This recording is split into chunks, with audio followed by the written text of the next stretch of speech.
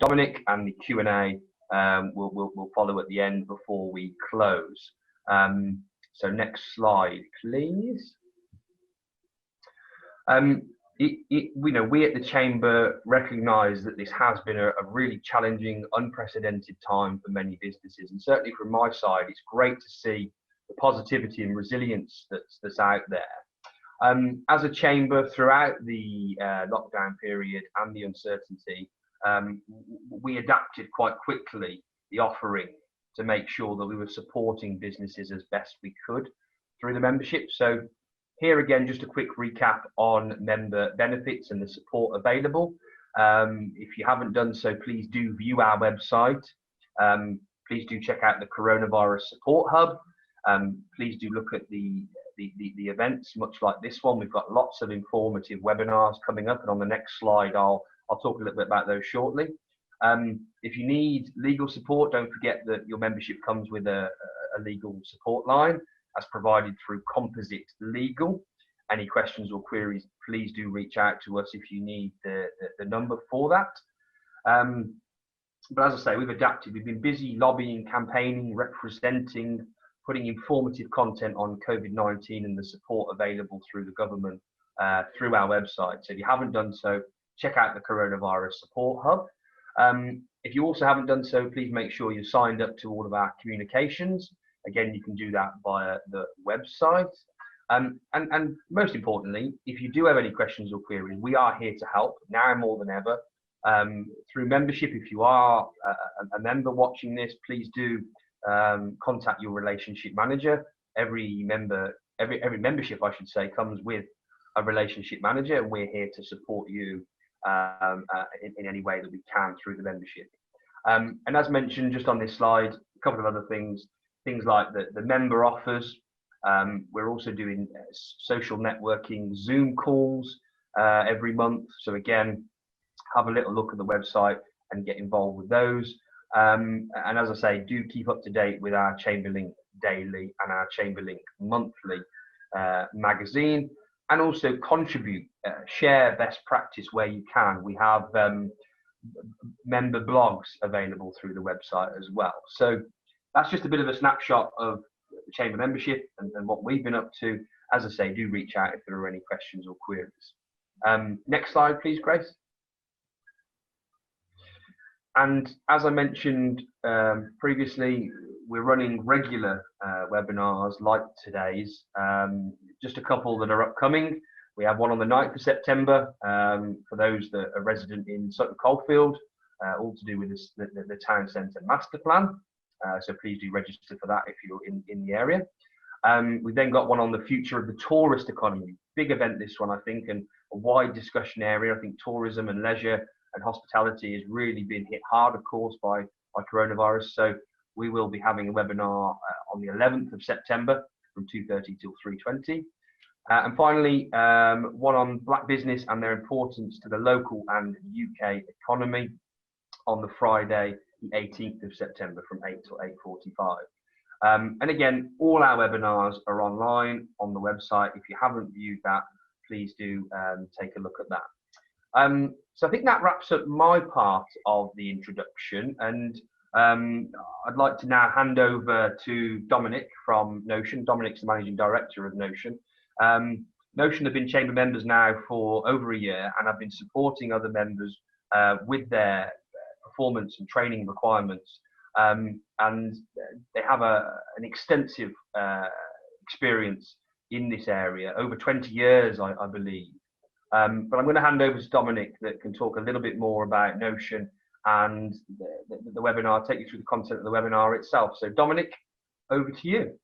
Thanks very much, Charles, and good afternoon, everyone. And firstly, thanks very much for taking the time out. I know everyone's incredibly busy, not least because everyone's rushing back to work, and I know this next quarter is going to be extremely strong for a lot of people returning to their offices. So thank you very much. The title for this webinar is something that's very close to my heart, because I think certainly in the work that we do with the organisations, and I'll talk very briefly about that, I think it is important to focus on what we can change in the short term. What levers can we pull on to help drive performance?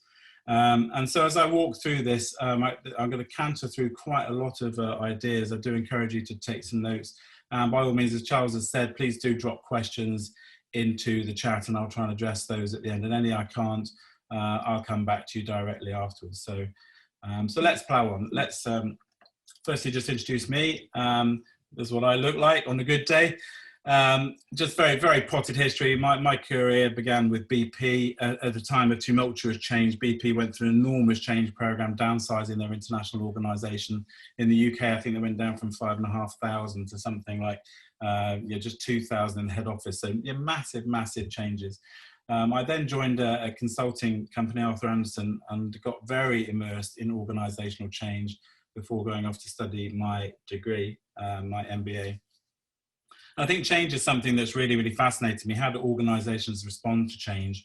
And actually it fascinated me to the point where I wanted to begin my own company and establish Notion back in 2000, very much around the agenda of helping to drive change momentum within organisations. How do they respond to change? And since that time, our company has grown. We did a lot of work initially with entrepreneurs and growth companies and helping them get established. And we now work for a wide variety of corporate organisations. What is our central expertise? We are effective at bringing about change, but we use coaching technology to do that. So as you might expect, yes, we do executive coaching, but we do so much more. We work with very large groups of managers and leaders in all sorts of organisations, public sector, through academia, through corporate, through SMEs, to really help change the style and the tenor of management within organisations. And these are just a very small snapshot of those organisations we've worked with, and we're very privileged to work with some of the leading organisations in the UK at the moment. Very briefly then, we've worked in over 30 countries with over 5,500 businesses. We have team members in the UK, France, Italy, Croatia and Hong Kong. And we're really passionate about what we do, and I think that's what's really interested me in sharing some of the material with you today. So enough about me. What will you get, or what will you gain from spending your time with me today? Well, I hope as we all address how we might improve performance of our own businesses, just gives you some tips and some inside ideas that you can start to apply in your business. And I want to perhaps just start with a common trap that a lot of businesses fall into when they're looking at performance. Then I want to focus on what really matters and how do we reduce something we call the mean time to contribution. How can we get things to be generating value for us faster? I want to share some ideas for helping better leverage the resources you have and your employees, your staff, your team members, and really help engage them in helping to drive for growth and improve performance. But also to help you think about your own mindset shift. How are we going to really address ourselves to embrace the future, and how do we have to change as a group of managers and leaders and entrepreneurs driving our businesses?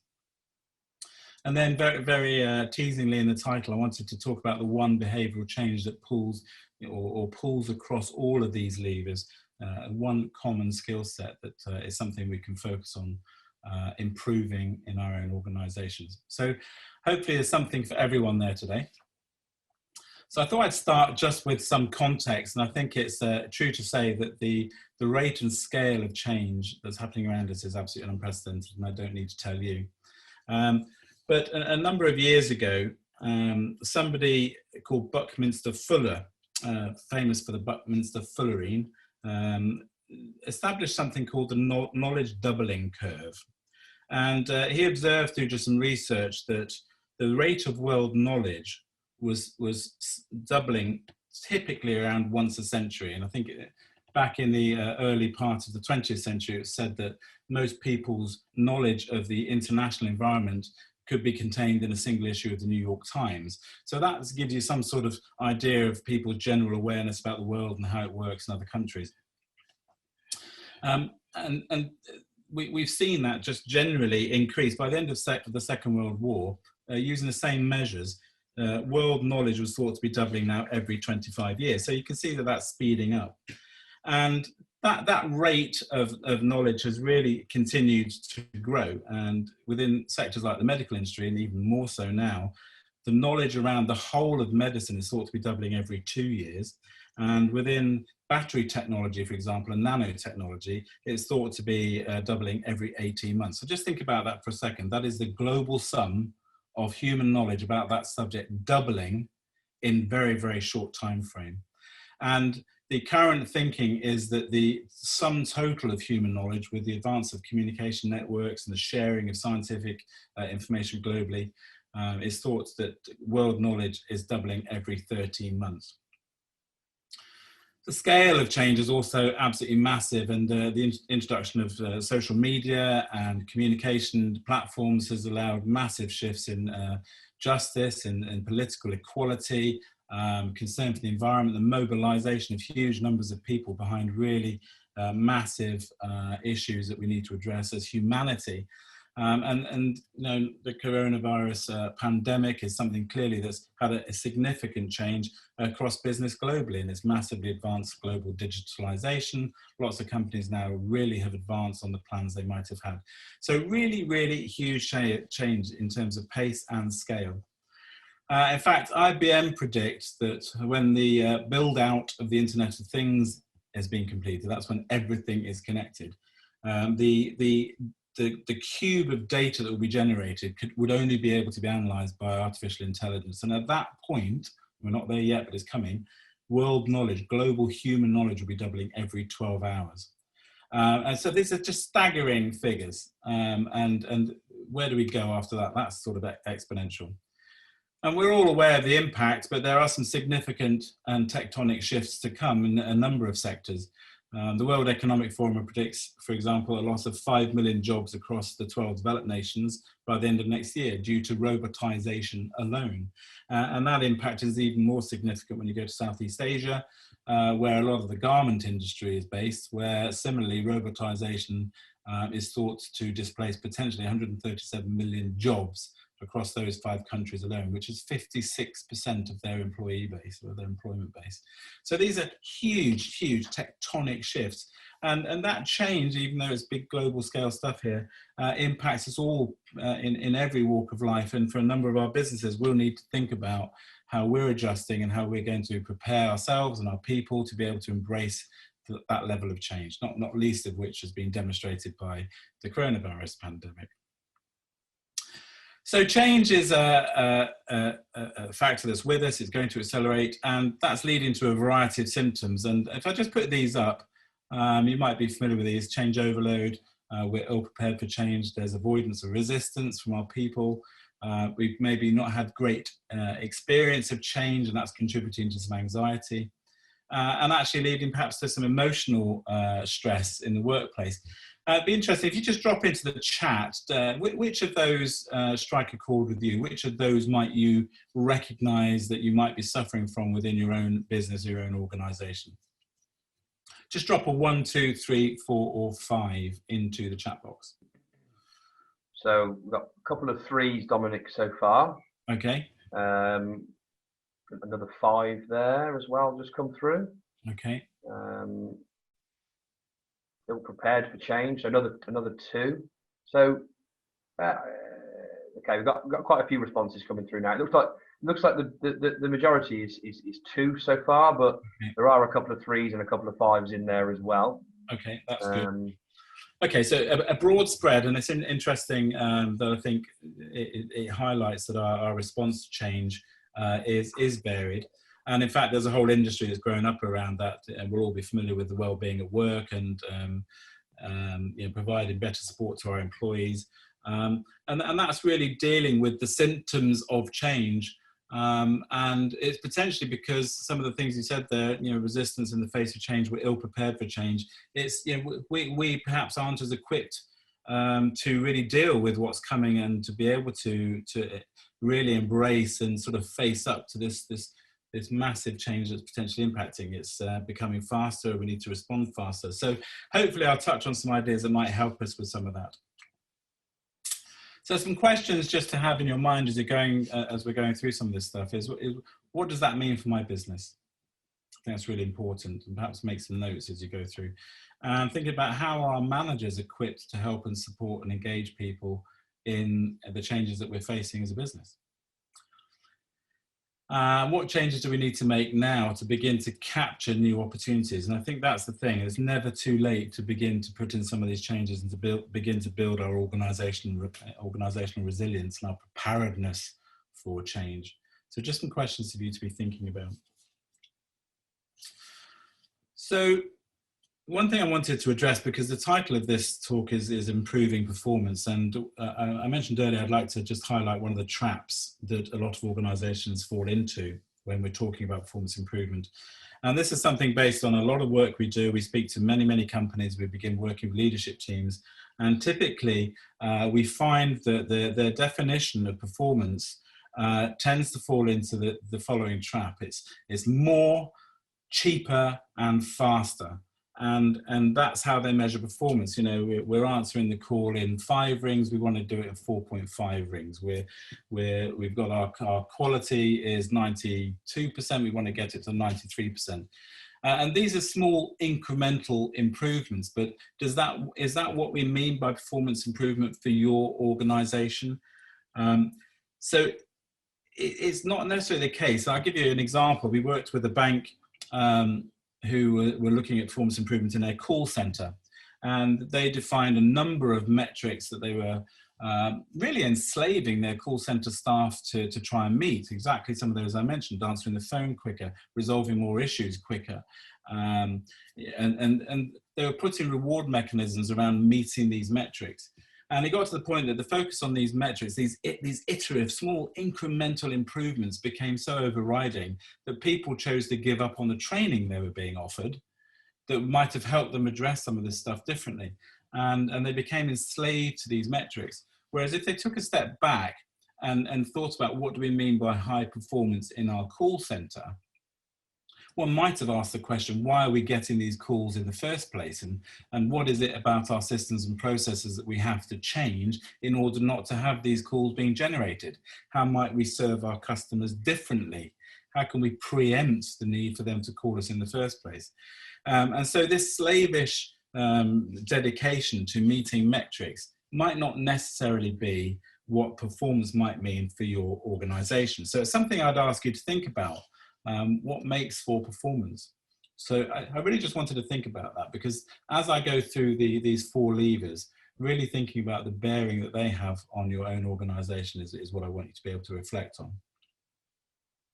So what are the 4 critical levers? And I said at the front, these are the levers that we seek to influence when we work with organizations. And the first one is focusing on what matters. And that sounds very simple, but I'll address that in a little bit more detail. Then developing agility, and there's a lot of lip service paid to agility. So what do we mean by agility? Harnessing talent, and that's what that photograph of the young lady there means. Really thinking about how are we getting the best from our workforce, and how are we really inviting them to contribute at a higher level? Are we exploring, are we mining their potential and bringing that into our own organization? And an important part there is sharing accountability, because too often the accountability stays with the managers and the leaders and sits heavy. And so how can we focus on really sharing and spreading that accountability to the organization? So these are the 4 levers I'm going to focus on very briefly as I go through each. And cryptically, I mentioned the 1 critical behavior that binds them all together, and I'll address that as we go through towards the end. So firstly, focusing on what matters. What do we mean by focusing on what matters? Well, for us and the work we do, it's helping organizations really focus on where is the commercial value added. And when you look at all of the activities inside your organization, really focusing on which part of the value chain is really generating the value for us is quite difficult to do sometimes. We can grow up with a set of processes we never really address, and it's only when we have presence of mind to sit down and think about where are we generating the value that we start to really see what we should be doing more of. So for you as a business, is the value generated from your design? And is that design work overly complicated? Are we investing too much in making things more complicated than they need to be? Is there room perhaps for simplifying and thinking about what our customers value? Do you know what your customers value? When was the last time you spoke to them? When was the last time you designed anything collaboratively with your customer? So really making sure that we're not over-investing in the design that's not generating additional value. Is the value in the quality of your client relationships? Do you know your clients well? Are you a part of their business? Can they rely upon you? Do you know them well enough to know and recognize where you can add more value? Is the value really from your employees, your team members, what they have to contribute? And are you getting the best from them? Are they adding that commercial value? And if not, could we be doing more? Is it in your marketing? Are you deriving value from your marketing? I probably get phone calls every week, 2 or 3, offering me advertising space in some publication or other. And when I push back and I ask questions about the rebooking and have they got common recommendations from other people who've advertised with them? Have they had any measures on the success of their advertising that I could look at? They typically hang up. So are you getting value from your marketing? And perhaps if you're not testing and measuring, you might want to think very carefully about where you're spending your marketing spend, what's adding value for your organization. Just a very brief story. We worked a long time ago with a customer, but this really stuck with me. This was a startup organization. In fact, we didn't work with them in the end. A startup organization. We had a long conversation with them about their business intention of what they were trying to do. And we talked about how funded they were, and they have funding. And we asked them what they'd been doing so far. And they'd spent much time designing their uniforms and their marketing material and their business cards. And in fact, now they're running out of money. And I asked them, how much business have you done so far? And the answer was none. We wanted to get our uniforms and our look right first. So clearly not focusing on where the value could have been added. They should have been shopping their business model around, gaining early clients before investing in all the marketing materials. So really focusing on the part of the value chain that generates value. Developing agility. And a lot of lip service, as I said, paid towards agility. What do we mean by agility? Well, agility started within the software development industry and became a methodology for helping to develop code very quickly using scrums and sprints and doing very short time-boxed pieces of work in order to get a straw man of the software working quickly and delivering value that they could add to later. And I think that's the important thing. When we take the ideas of an agile thinking into our organizations, we really need to think about, do we need to do the whole finished design until we capture value, or can we get something earlier?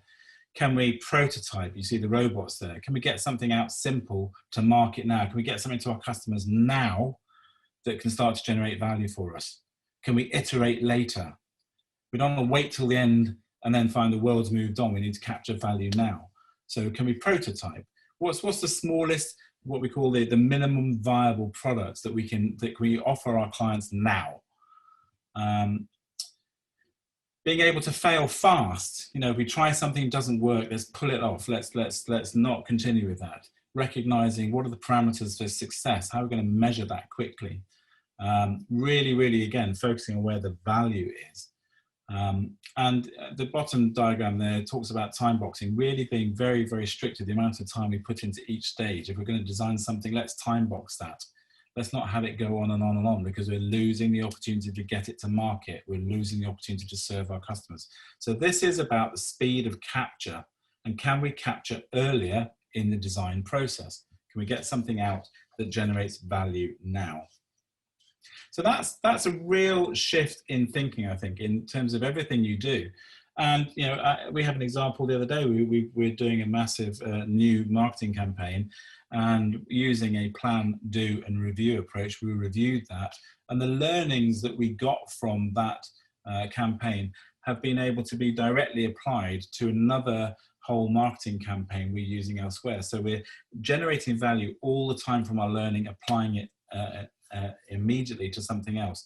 So even capturing value from the activities not directly associated with what you're doing can actually add value elsewhere.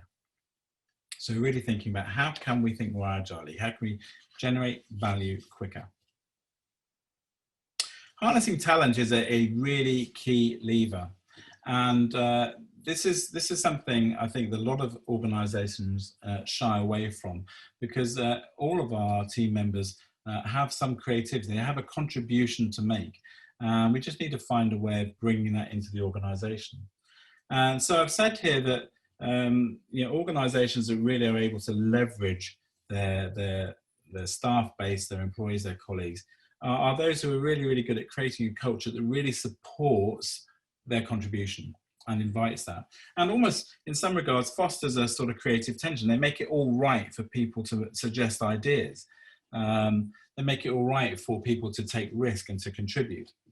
And so if you think about a tug of war, let's say you're working on something, a campaign or something, fostering a spirit where people really sort of fight for their ideas is thinking a bit like a tug of war. We know the result we come up with has been well tussled over, and everyone's sort of really worked to their limits to refine and improve and build upon that idea. And I think it's those organisations that are not comfortable with that tension, who perhaps seek to pacify too quickly and to maintain group harmony. And I think that's just a case of bringing to people's attention the process we're going through, and helping them recognise that we're going through a period of creative tension, and that this isn't personal. This is about the focus of what we're trying to come out with as a solution. And so I think it's, those ideas really spring, that the big ideas come when we're digging deep and where everyone's giving of their best, and we've made it okay for people to push hard for their ideas and fight hard for them.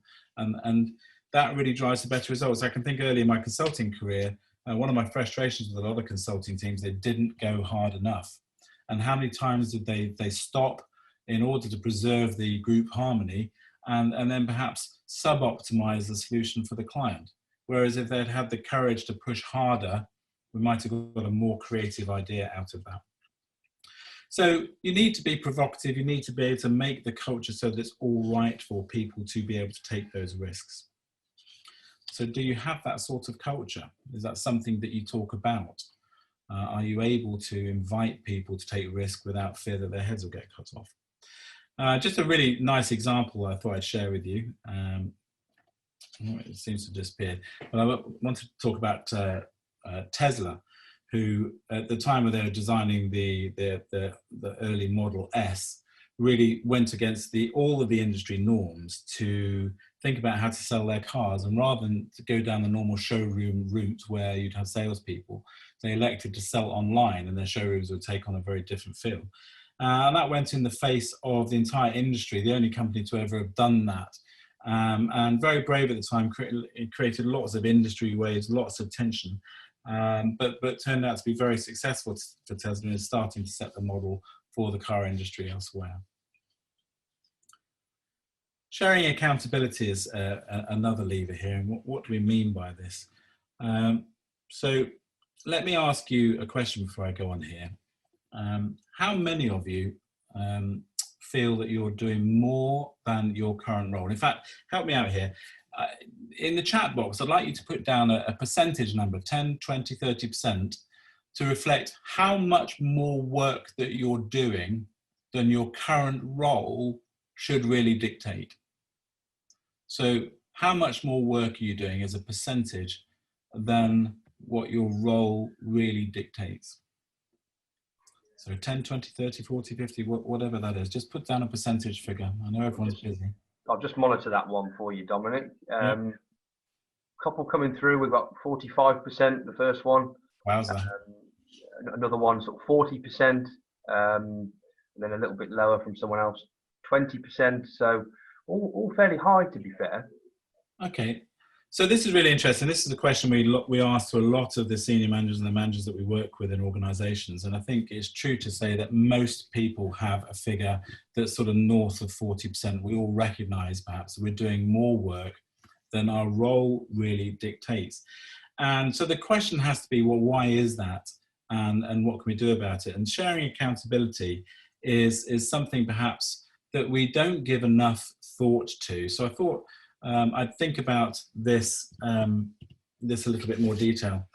This diagram just shows, just as a metaphor, how much employees bring of themselves to the workplace. And for sake of argument, let us assume that everyone brings 50% of their potential to the workplace. And that's limited by what we call the implicit contract. It's limited by how they feel about their relationship with their manager, how they feel about the workplace, and how nourishing it is for them to be there, and the value they derive from doing their work, their satisfaction. It's a complicated contract, but the implicit contract typically means, for example, let's say that somebody might bring 50% of them to work. Having a really engaged manager can increase that percentage, and I'm not going to put a figure on it, but you can see, using this bottle as a metaphor, if an engaged manager is able to encourage people to bring more of themselves to work and share more of that potential within the workplace and in their role, what value could that contribute to your business? And that's something to really think about, because when we think about sharing accountability with people, some of that accountability could make up that improved gap.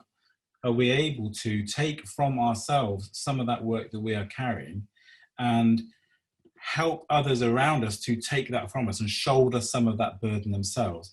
And this isn't something that's straightforward. You can't just chuck it over the fence, something we call, just drive-by delegation. You can't do that. So you have to think about, well, how do I do that then? How do I enable or encourage people to be able to step up and take some of these things away from me?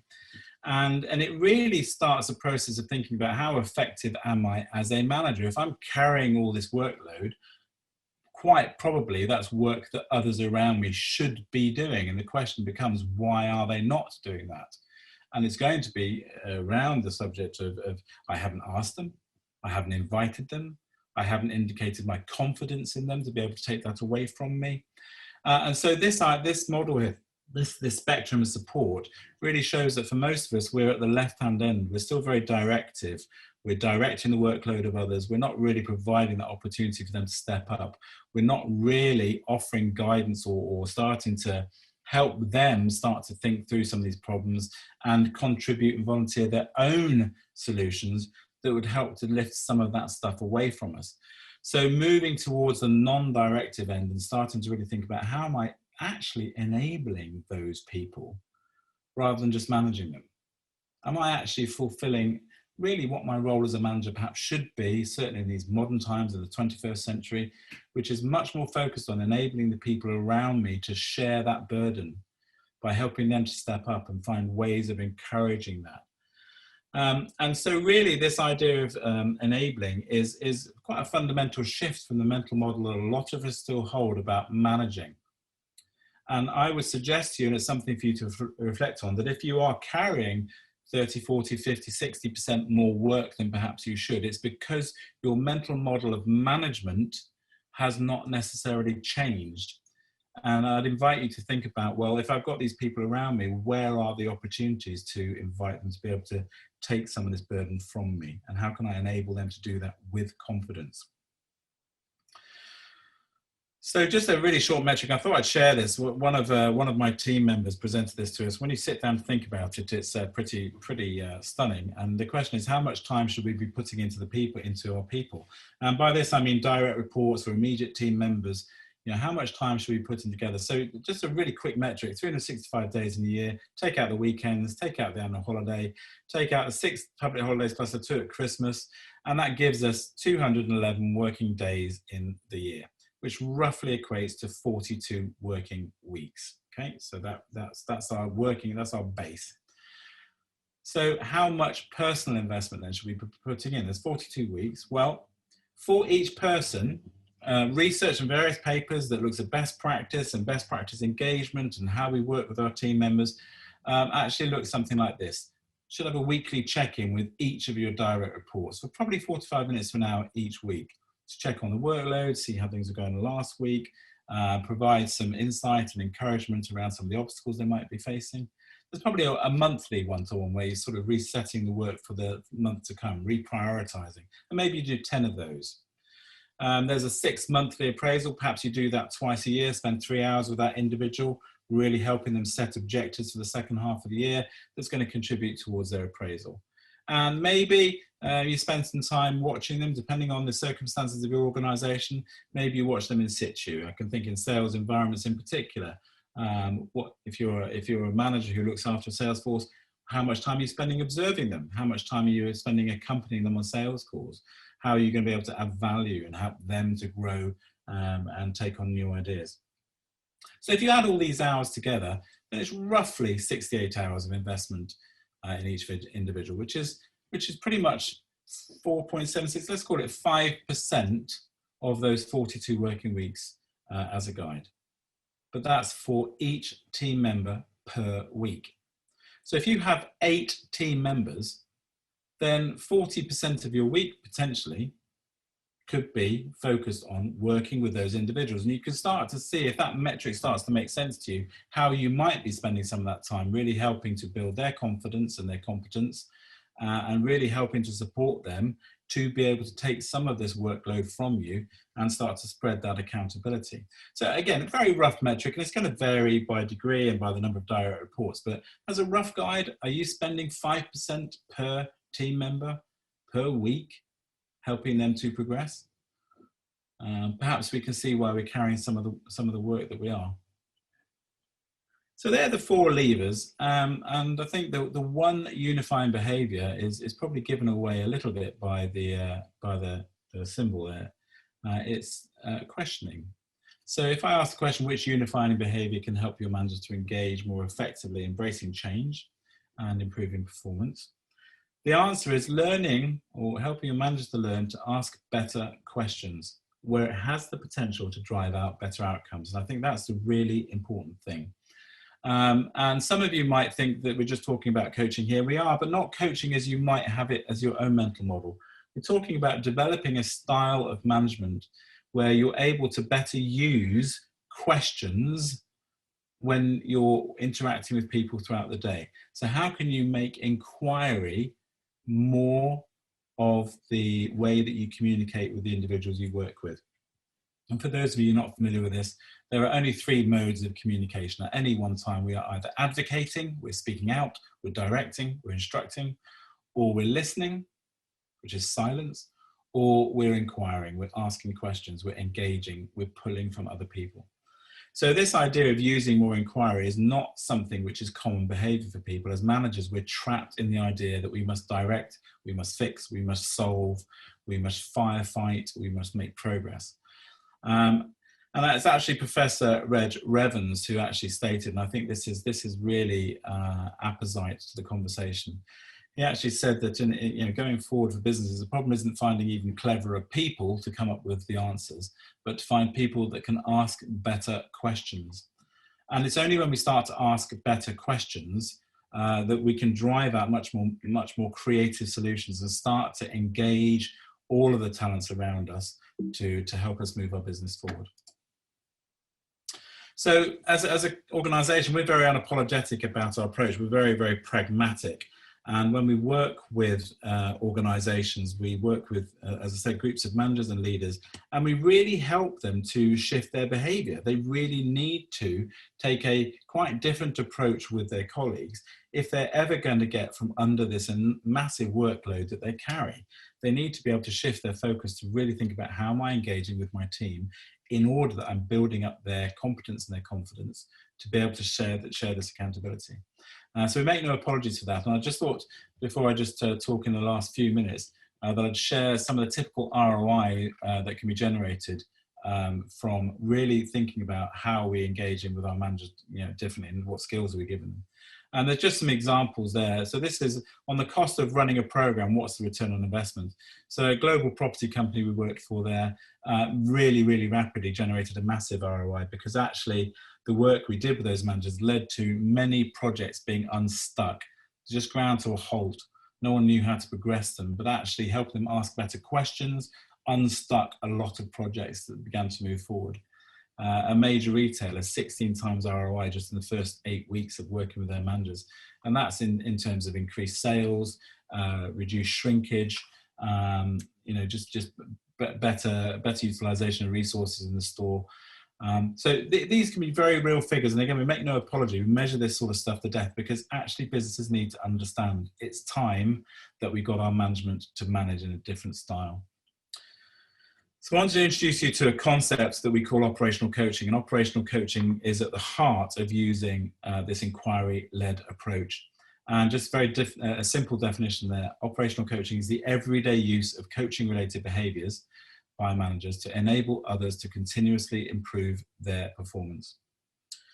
And this is the unifying skill set. All of those levers, sharing, accountability, harnessing talent, focusing on value, all of those various levers all come back to, are we asking the right questions? Are we asking the pertinent questions? Are we asking the deep, insightful, provocative questions? Have we got that as a core behavior in our organization? So I'm often asked, what skills does this mean we have to address? Well, we need the ability to better engage others. That's no doubt. And actually developing an inquiry-led approach does do that. We need to use more effective feedback. And that's not just the typical knowledge we have about providing feedback, but how do we really use the counterintuitive, appreciative feedback? How do we change our mindset so we're not looking for what's going wrong, but we're looking for what's going right? And actually draw people's attention to that and the behaviors that underpin that, so we build that confidence. How can we develop empathy and a better situational awareness so that we know when's the right time to ask some questions here? Is this the right time? Is this the right moment? Will that lead to a better outcome?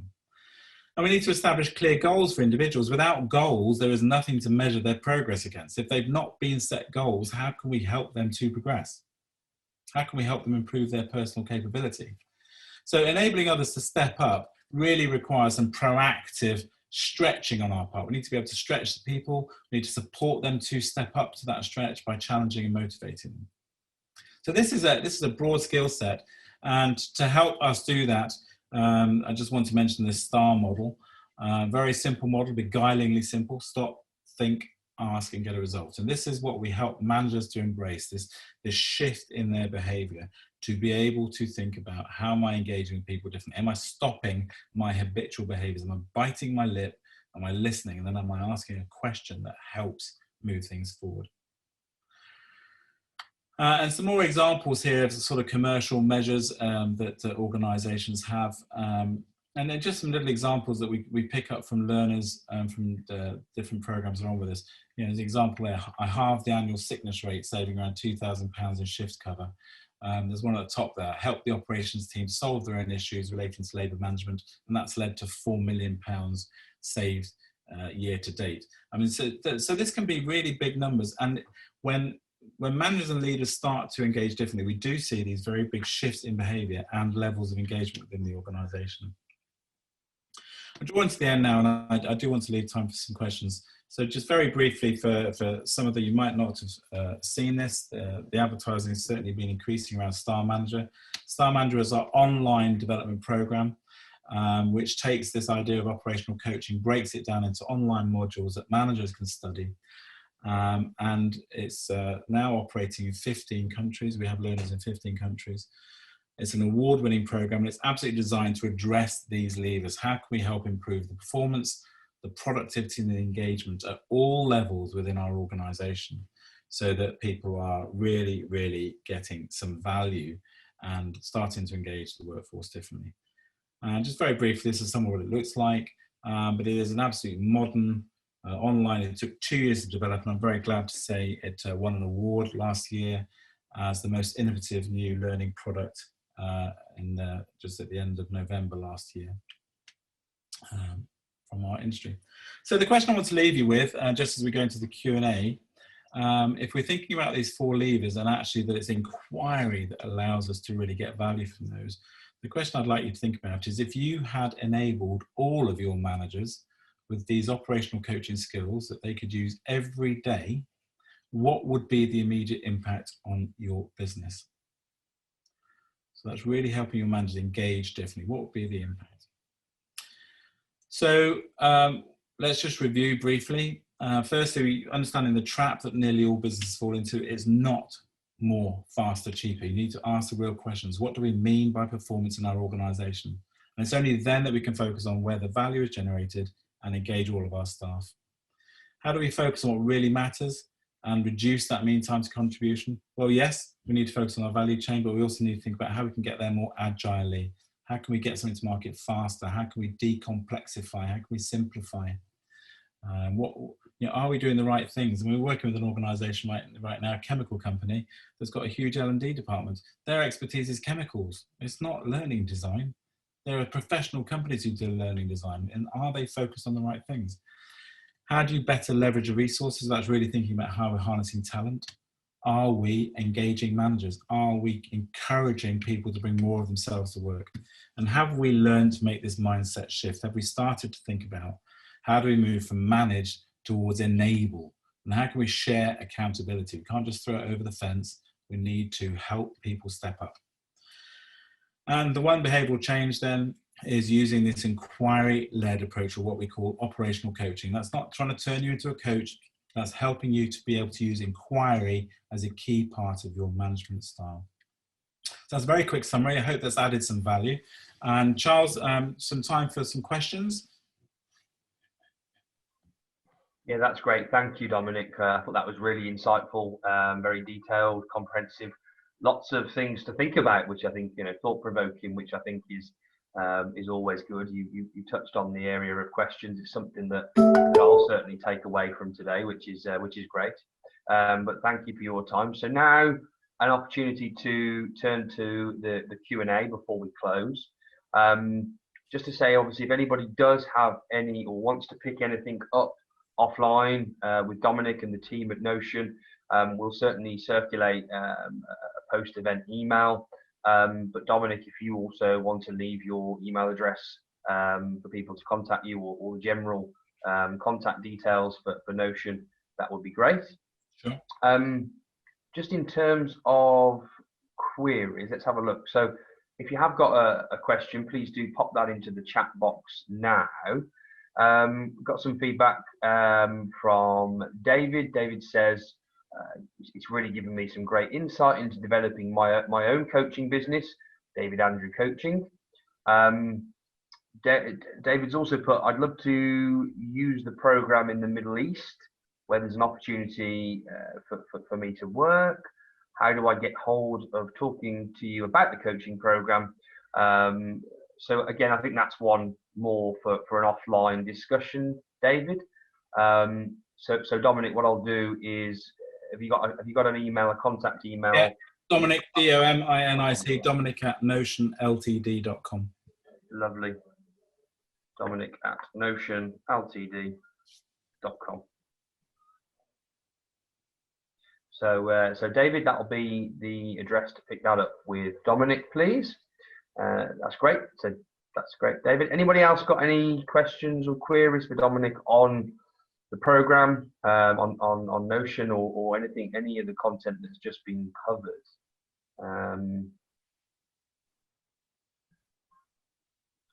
Whilst people are thinking there, just quickly, from my side, Dominic, given everything that's happening at the moment and the impact of COVID-19 and the enforced kind of lockdown, the coma that the economy was put into, I guess it's a pretty straightforward one, but do you see some of these things as being kind of critical to bouncing back and adapting to where we are now? I guess, and a point on top of that is there anything in addition to what you've covered? Is there anything that businesses can be looking at to think, right, in response to where we are and during a downturn and a difficult period, and a difficult economic period, what else can be really the priority for businesses at the moment? Anything on that? I think you've asked a very good question. I think the one thing that can't be the same as we go back is as things were. I think there's a very great hope that things are going to go back to the way they were and business will just pick up the way it did. And I'm afraid I think that many things will remain permanently changed. I mean, I'll give you a very good example.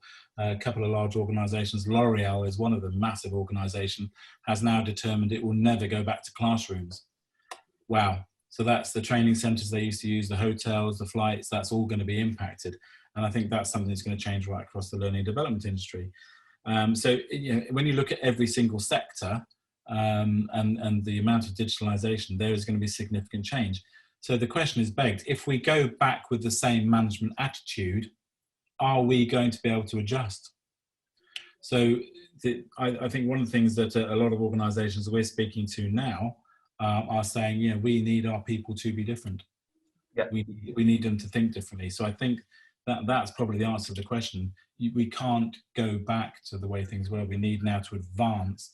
And in fact, you know, some of the work we're doing has come to the attention of the government, and we've been running a government trial of the STAR program, for example, across a whole group of SMEs across the UK, right through COVID and right through furlough.